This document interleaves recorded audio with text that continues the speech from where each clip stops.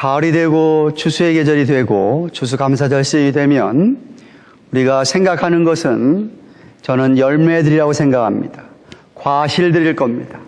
제가 오늘은 여러분과 함께 추수감사주를 맞이해서 열매에 대한, 과실에 대한 이야기를 하고 싶습니다. 이 미국 땅은 프론티어 스피릿에 의해서 건국이 되었습니다. 개척자 정신으로 시작된 이 미국의 역사는 실제로 개혁주의자들이, 청교도들이 눈물의 감사로 시작이 된 것입니다.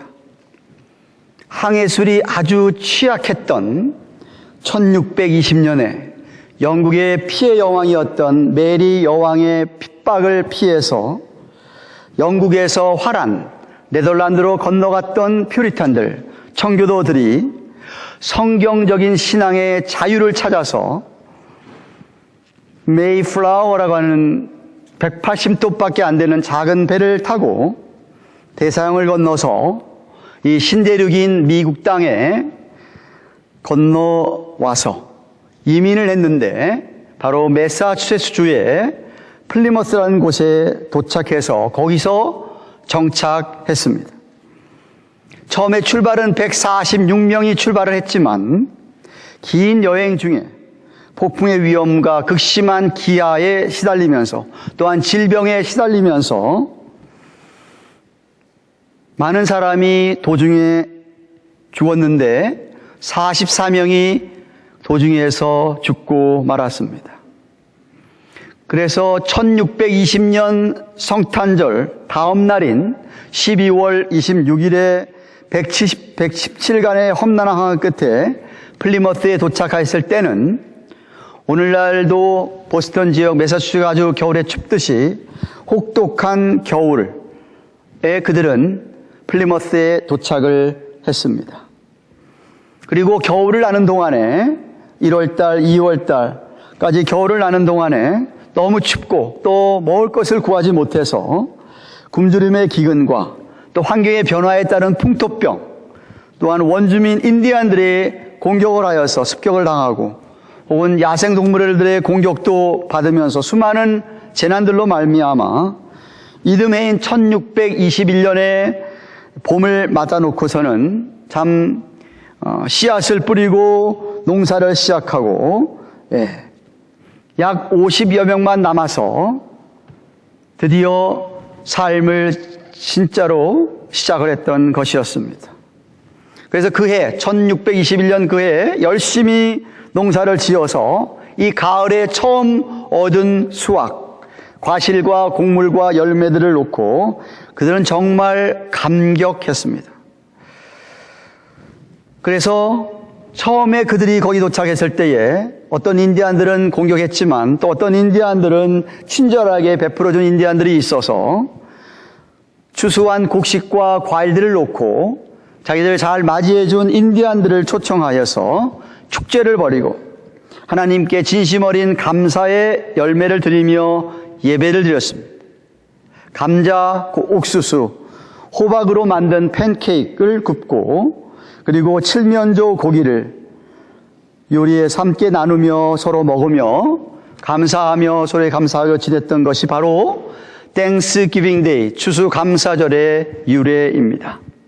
그 첫 감사절을 지난 2년 후 1623년 매사추세츠의 주시자였던 윌리엄 브래포드라고 하는 청교도 신자인 주지사는 추수감사절을 주정부에 지정을 하고 모든 청교도들이 그날을 지킬 것을 다음과 같이 공포합니다.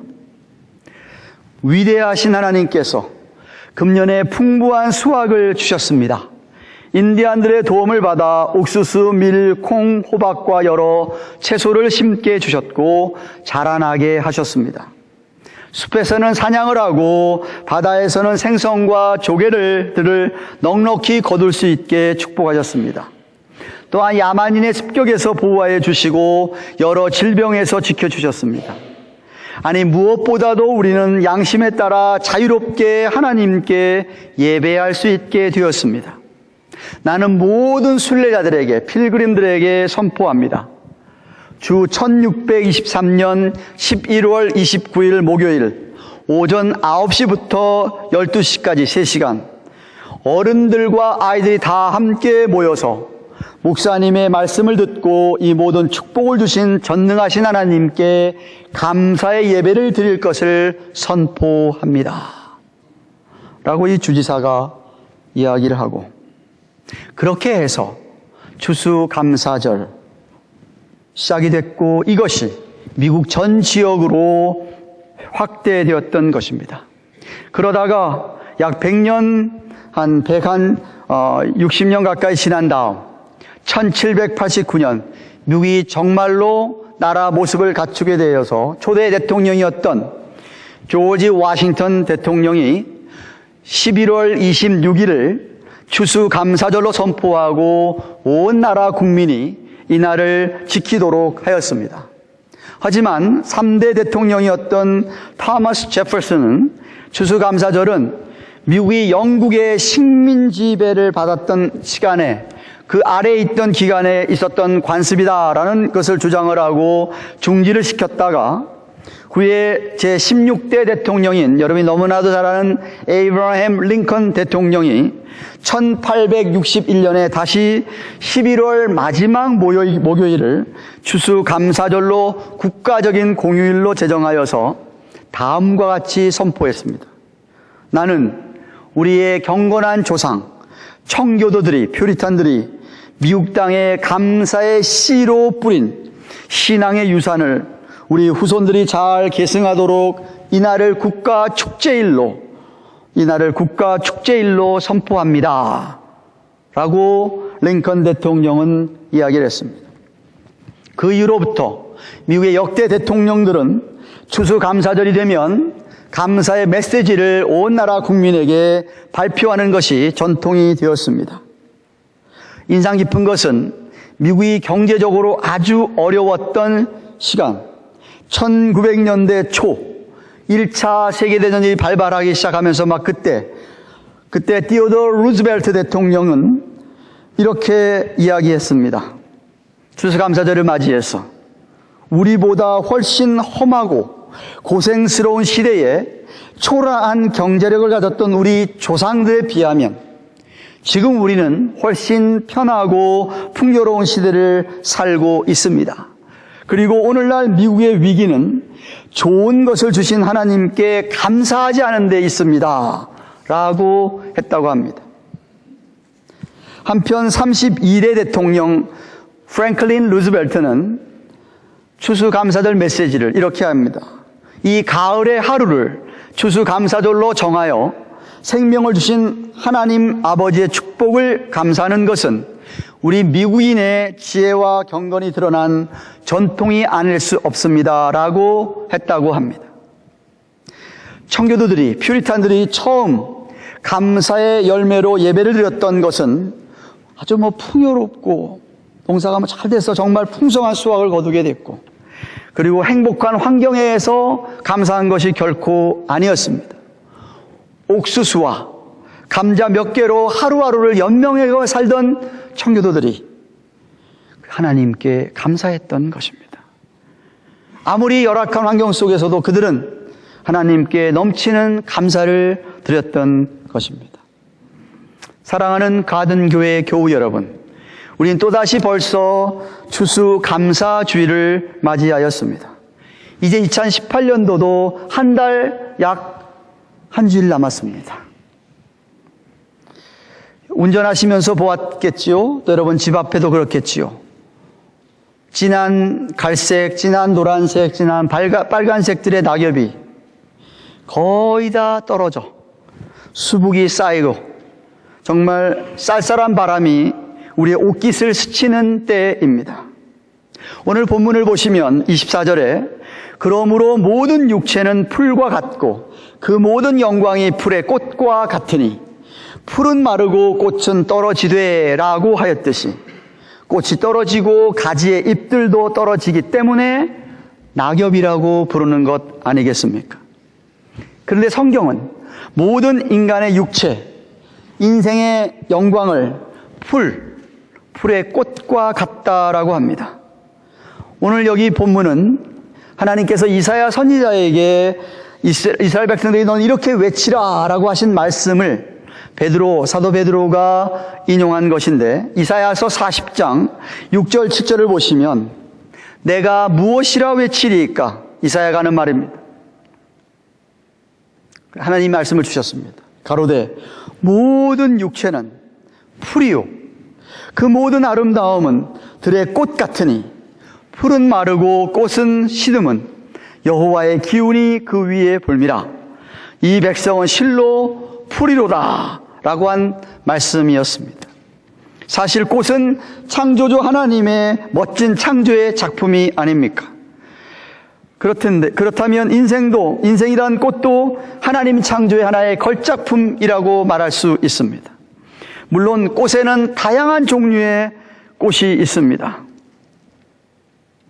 꽃이 참 예쁜데 아름다운데 냄새를 맡으니까 향기는 별로 안 좋은 그런 꽃이 있는가 하면, 별로 겉보기에는 아름답지 못한데 아주 향기는 좋은 그윽한 향기를 내는 꽃도 있습니다. 아니, 어떤 꽃은 아예 no smell, 아무런 향기가 없는 꽃도 있습니다. 인생도 마찬가지입니다. 어떤 인생은 겉은 아주 아름다워 보여서 호감이 가는 듯해서 사귀어 보니까 심술 굳은 성품으로 다듬어지지 않은 기질 때문에 오히려 추한 냄새가 나는 그런 사람이 있는가 하면, 어떤 사람은 외관상 별로 아름답지 못하지만 선한 성품 때문에, 다듬어진 기질 때문에 많은 사람을 기쁘게 하는 향기를 내는 그런 사람도 있습니다.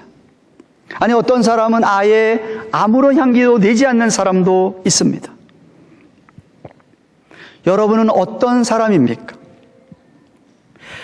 하여튼 꽃의 절정은 꽃이 만개하여 만발할 때입니다. 인생을 꽃이라고 비교한다면 인생의 여정 중에서 아주 만발할 때는 그 인생의 아주 절정이라고 얘기할 수 있는 때라고 생각합니다. maybe 40대, 50대?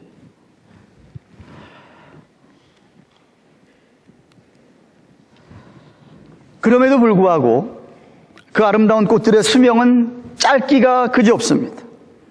그래서 풀이 마르고 꽃이 떨어져 버린다고 하는 것은 잠깐 동안의 아름다움을 알려주고 있습니다. 마찬가지로 우리 인생도 이 세상에서 아주 잠깐 유한하며,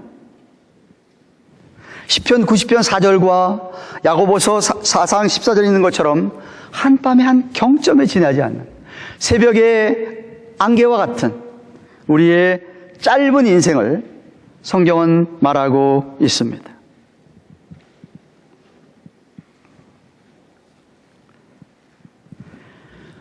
그래서 시편 기자가 인생은 70이고 강건하면 80이다 라는 말씀을 하셨습니다. 여러분 가운데 80 넘은 분들 계십니까? 덤으로 사는 인생이죠. 조경환 집사님이 병원에 계실 때, 제가 딱 꼭 2주일 됐군요. 꼭 2일 전에 신방 갔을 때에 집사님이 의사에게 이렇게 얘기했답니다. 의사가 이제 모든 것 다 포기하고 정리하고 준비하시라고. 그래서 집사님도 다 준비가 됐고 해서 자녀들한테도 다 유언을 남기고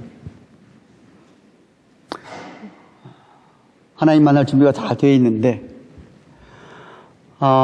의사에게 이렇게 했답니다. 혹시 내가 내년 3월 5일까지 살 수는 없을까요? 왜냐하면 내년 3월 5일이 조 집사님 꼭 80세 되는 때입니다. 그 말을 듣는데 가슴이 찡하더라고요. 강건하면 80이라. 인생은 참 짧습니다.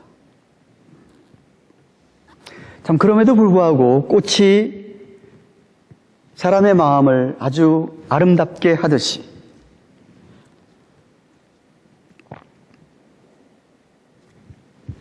수많은 형형색색의 꽃들이 아무런 이야기는 하고 있지 않지만 침묵의 언어로 우리에게 뭔가를 들려주는 것. 바라보는 사람마다 다 다르겠지만 사랑의 언어로, the language of love, 사랑의 언어로 우리에게 들려주듯이, 그래서 우리에게 위로와 희망과 감사를 불러일으키듯이 사람들도 그렇게 우리에게 위로와 희망과 감사를 불러일으킬 수 있습니다. 오늘 본문에 꽃이 나뭇잎이 떨어진다고 얘기합니다. 그래서 낙엽과 같은 인생을 성경이 말해주고 있습니다. 여러분도 아실 만한, 한 번쯤 들어보았을 만한 20세기 초에 유명한 오스트리아 출신의 시인이었던 라이너 마리아 릴케라는 시인은 가을이라는 시에서 이런 글을 남겼습니다. 나뭇잎이 떨어집니다. 아스라한 곳에서 내려오는 양, 먼 하늘나라 정원이 시들은 양, 거부하는 몸짓으로 떨어집니다. 그리하여 밤이 되면 무거운 대지가 온 별들로부터 정적 속에 떨어집니다. 그대여 보시라, 다른 것들을, 만상이 떨어지는 것들을. 하지만 어느 한 분이 있어 이 떨어지는 낙엽을 무한히 다정한 손으로 어루만져 줍니다. 이 시를 설명하면서 릴케는 비록 한 입의 낙엽일지라도 떨어지면서 우주의 최대 법칙의 하나로서 충만한 뜻을 지니고 있다라고 말했습니다. 이 말은 낙엽의 가을 후에 남겨지는 열매들을 두고 한 말로 저는 해석합니다. 비록 낙엽은 떨어지지만 새로운 미래와 새로운 소망을 내다보고 한 말입니다. 정말 하나님이 창조하신 온 우주를 사색할 수 있는 사람이라면 풀이 마르고 꽃이 시들어 떨어지며 낙엽이 떨어질 때 그 아름다움을 볼 줄 알아야 합니다. 사실상 꽃이 꽃만으로만 있으면 열매를 구경할 수가 없습니다. 꽃이 져야 열매가 생기죠. 떨어지는 꽃, 낙엽 속에서 새로운 꽃과 없어지지 않은 꽃을 볼 줄 알아야 합니다. 열매를 기다릴 줄 알아야 하는 것이죠. 그래서 본문 23절에 보면 너희가 거듭난 것이 썩어질 씨로 된 것이 아니요 썩지 아니할 씨로 된 것이니 하나님의 살아있고 항상 있는 말씀으로 되었느니라 라고 하였듯이 우리 그리스도인들은 하나님의 살아있고 항상 있는 생명의 씨 말씀을 받았습니다.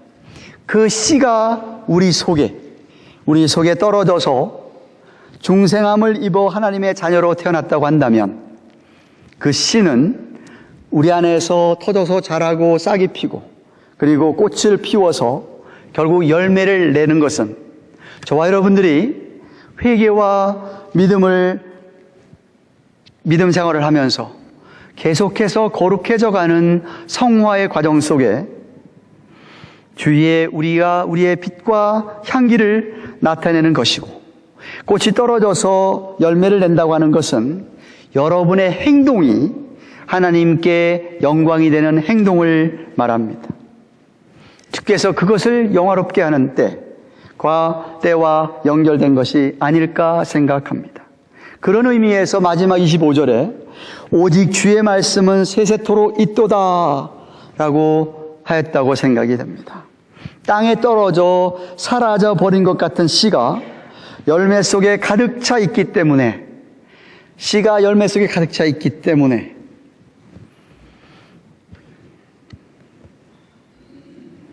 또 다른 열매를 그 씨들이 내게 되는 것이죠. 제가 사과 하나를 들고 왔습니다. 아래층에서 있던 사과 아니고요. 저희 집에서 가져온 거예요. 우리 사모가 어저께 사왔더라고요. 사과 하나를 들고 왔어요. 이 사과 안에 씨가 몇 개 있는지 아세요? 먹어보면 압니다. 그러면 이 안에 씨가 몇 개 있냐면 대부분 3개 내지 아니 4개, 6개 정도 있는 것 같아요. 많으면. 이 사과 안에 씨가 몇 개 있는지는 우리가 압니다. 그런데 그 씨, 바로 그 seed, 그 씨 안에 얼마나 많은 사과가 열릴지를 우리가 셀 수 있을까요?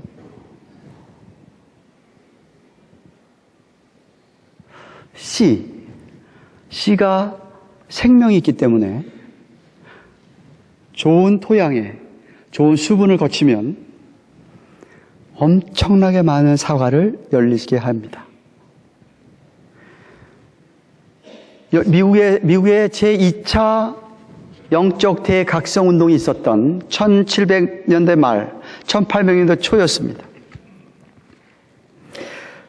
정확하게 1806년에 매사추세츠주에 윌리엄스 칼리지가 있었는데 거기에 5명의 학생들이, 크리스찬들이 수업을 마치고 돌아가는 길에 갑자기 폭풍이 쏟아지면서 소나기가 쏟아져서 이렇게 건초더미, 헤이스택이죠. 헤이스택이 돼 있는 데 가서 피하고, 거기 피하면서 5명이 기도 모임을 가졌다고 합니다.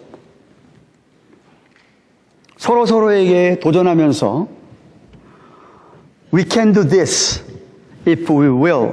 우리가 결심하고 행동을 옮기면 우리가 반드시 이런 일을 할 수 있겠다 하는 그 일은 미션, 선교였습니다. 거기부터 시작한 것이 그 유명한 The Haystack Prayer Movement였습니다. 건초더미 기도 운동이라고 하는 운동이 시작되었습니다. 그 운동이 꾸준하게 시작되다가 약 한 80년이 지난 다음 거기서부터 그 건초 운동이 시작이 됐는데 그게 나중에 The Society of the Brethren, 형제회라는 이름으로 바뀌어지면서 계속 내려오다가 한 80년 지나서 1886년 7월에 매사추세츠주에 마운트 헐먼산 수양관이 있었는데 그 수양관에 미국과 캐나다의 대학생들 약 251명, 89 칼리지, 89개 대학교에서 251명의 학생들이 여름 수양회를 7월에 가졌다고 합니다. 그 수양회 때 마지막 날 100명이 선교로 헌신을 했는데 그 100명의 선교에 헌신한 사람보다 한 사람이 누구냐면 그 유명한 세뮤얼 모펫입니다. 그 대학생이 자기가 그 선교 헌신한 걸 기억하고 대학을 졸업하고 나이 26에 1890년 1월 25일에 추울 때 평양에 도착했습니다. 세뮤얼 모펫이 26의 나이로 4년 만에 1894년 4년 만에 7명의 신자에게 세례를 베풀게 되고 널다리 교회라는 교회를 개척합니다. 바로 이 널다리 교회가 나중에 여러분이 잘 아는 장대현 교회, 평양 대풍을 일으킨 장대현 교회가 됩니다. 그는 1894년에 7명이 그렇게 세례를 베풀 다음에 교회를 개척했는데 그리고 1901년에 우리나라 최초의 신학교인 평양 신학교를 2명의 학생으로 시작을 합니다. 2명으로 시작한 평양 신학교는 1907년 6년 만에 7명의 졸업생을 배출하고 바로 7명이 우리나라 최초의 7명의 목사들이 됩니다. 한석진, 이기풍, 여러분이 잘 아는 길선주, 송인서, 방기창, 그리고 서경조, 양전백 7 목사님이 되게 됩니다. 한 사람, 젊은 대학생이 하나님께 은혜를 받고 선교에 헌신했는데 26살의 나이에 미전도 종족이었던 당시에 우리나라를 찾은 것이었어요. 그래서 평양에서 그런 놀라운 선교를 위하여 삶을 헌신했고 그것이 곧 몇몇 선교사들과 함께 우리나라 복음화의 씨앗이 된 것이었습니다. 그래서 온 세상 역사에 전무후무하게 기독교 역사 100년밖에 안 된 우리나라가 엄청난 선교일을 감당하게 되고, 요즘은 하향세를 보였지만 70년대, 80년대에는 엄청난 교회들이 부흥을 했습니다. 젊은 청년 대학생 하나가 헌신한 결과, 감히 그 한 씨앗이 이렇게 되리라고 누가 상상했겠습니까? 사실 그 결과 저와 여러분들이 예수를 믿게 된 것이 아니겠습니까? 사랑하는 여러분, 사실 오늘 본문의 문맥은 그 앞에 22절부터 23절을 보시면 사도 베드로는 참된 그리스도인들이 믿음과 소망을 가지고 우리의 영혼이 순결하여지고 정말 거짓이 없게 된다고 한다면 서로 뜨겁게 피차 사랑하라고 명령을 하신 후에 주신 말씀이기 때문에, 항상 살아있는 하나님 말씀이 우리 심령에 있다고 한다면 우리는 사랑의 열매를 맺을 수 있다라고 하는 교훈입니다. 사랑하는 여러분, 말씀 맺습니다. 우리 그리스도인에게도 인생의 가을이 있고 인생의 겨울이 옵니다. 그러나 우리의 심령에는 영생의 신 하나님의 말씀이 있기 때문에 비록 겨울이 찾아온다 할지라도 우리는 낙심하지 않습니다. 겉사람이 자꾸 낡아지지만, 힘들어지지만, 어르신들 계신데 죄송합니다. 이상하게 요새는 어디 부딪혀서 멍이 들면 멍이 오래 가요. 옛날에는 멍이 금방 사라졌는데, 저희 60 하나밖에 안 됐는데 말입니다. 겉사람이 날로 낡아지고 후패하지만 그것 때문에 우리는 낙심하지 않습니다. 왜냐하면 바울이 고린도서 4장 16절에 얘기한 대로, 그러므로 우리가 낙심하지 아니하노니 겉사람은 후패하지만, 낡아지지만 우리의 속은 날로 새롭도다. 겉사람이야 당연히 썩어질 육체고 눈에 보여지는 것들이고 잠깐 동안의 것이고 무너질 장막 같은 것이고 결국 벗겨지고 두고 가야 될 그런 성질의 것이기 때문이지만, 우리의 속사람이 날로 새로워지는 것은 영광의 것이고 눈에 지금 보이지 않는 것이지만 영원한 것이고 신령한 몸이고 성령의 보증을 받은 것이기 때문에 그렇습니다. 즉 우리에게 풀이 시들듯이, 꽃이 시들듯이, 낙엽이 떨어지듯이 그러한 인생의 과정이 있어도 우리는 낙심할 수 없습니다. 왜? 우리 속사람이 날로 새로워질 수 있기 때문에 그렇습니다. 바울이 또 말하기를 고린도후서 5장 7절 10절에 우리가 믿음으로 행하고 눈에 보는 것으로 하지 아니며입니다. 우리가 담대하여 원하는 바는 차라리 몸을 떠나 주와 함께 거하는 그것이라. 그러니 우리는 거하든지 떠나든지 주를 기쁘시게 하는 자 되기를 힘쓰노라. 우리는 다 반드시 그리스도의 심판대 앞에 드러나 각각 선악간에 그 몸으로 행한 것을 따라 받으려 함이라고 하였습니다. 즉 인생에 남는 것은 열매입니다. 열매입니다. 여러분이 여러분 후손들에게 남기는 것도 사실은 열매입니다. 얼굴과 얼굴을 맞대고 주님을 만나서 심판대 앞에서도 우리가 주님께 내놓을 수 있는 것은 열매입니다. 그래서 제가 서론에서 언급했듯이 이 감사의 계절에 여러분이 하나님께 드릴 수 있는 열매는 어떤 것입니까? 우리의 지난 날들을 되돌아보며 어떤 열매로 하나님께 드리며 살아왔는지, 또 지금 살아가고 있는지 한번 생각해 보기 원합니다. 우리 예수님께서 산상수훈 설교 가운데 마태복음 7장 15절에서 17절에 그의 열매로 그들을 알지니 가시나무에서 포도가 어떻게 나고 엉겅퀴에서 무슨 무화과를 따겠느냐, 이와 같이 좋은 나무마다 아름다운 열매를 맺고 못된 나무가 나쁜 열매를 맺나니라고 했습니다. 여기 열매라고 번역한 헬라의 원어는 행동 혹은 결과 혹은 유익이라는 뜻을 갖고 있습니다. 예수 그리스도를 믿고 성령을 소유한 사람들에게 나타나는 선한 열매, 그리고 행위의 결과가 여기서 예수님 말씀하시는 겁니다. 즉, 그 열매 때문에 자기 자신에도 유익하고 주위에 있는 사람, 다른 사람에게도 유익을 가져다 주는 열매를 말합니다. 성경에서 열매가 어떤 열매들을 이야기할까 쭉 살펴보았습니다. 이런 열매들이 성경에서 이야기합니다.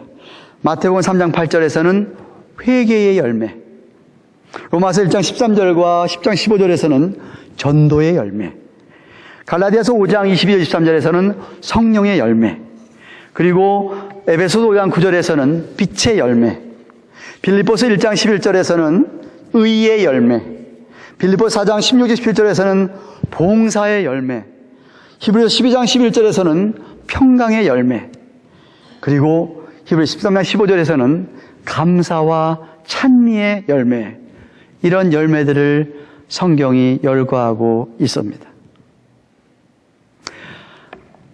추수감사주일과 이제 목요일 추수감사절을 맞이하면서 저와 여러분은 감사의 열매를 드릴 수 있기를 축원합니다. 사실 여러분, 우린 살아가면서 많은 사람들의 도움을 받게 됩니다. 여태까지도 도움을 받아왔고 지금도 도움을 받고 있고 앞으로도 도움이 필요합니다. 일부 예배 때도 제가 잠깐 얘기했습니다. 목회를 하는데 여러분의 도움이 없이 제가 어떻게 목회를 하겠습니까? 어떻게 여러분의 도움이 없이 교회가 세워지겠습니까?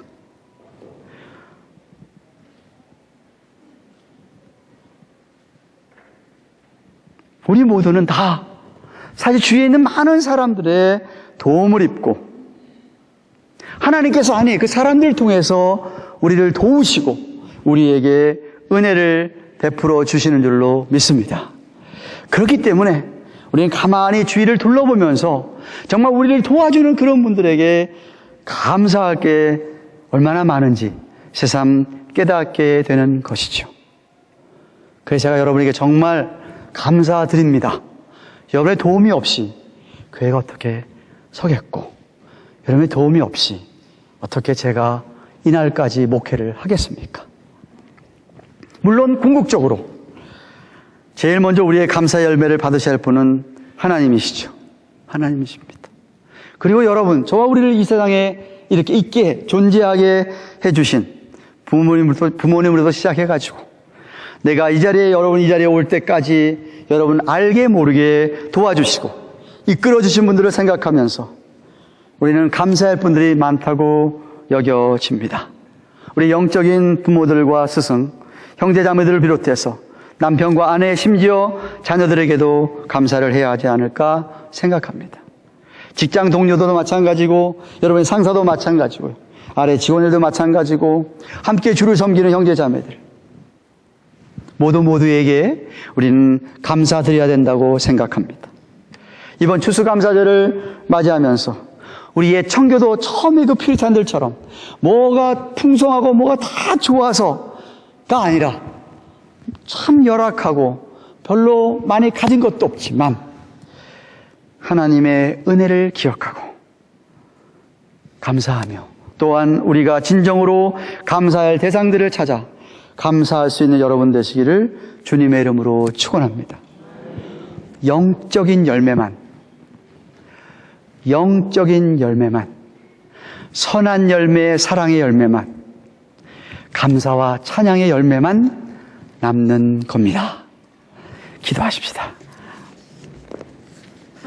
주신 말씀 생각하며 한번 같이 통성으로 하나님 앞에 우선 감사드리고 정말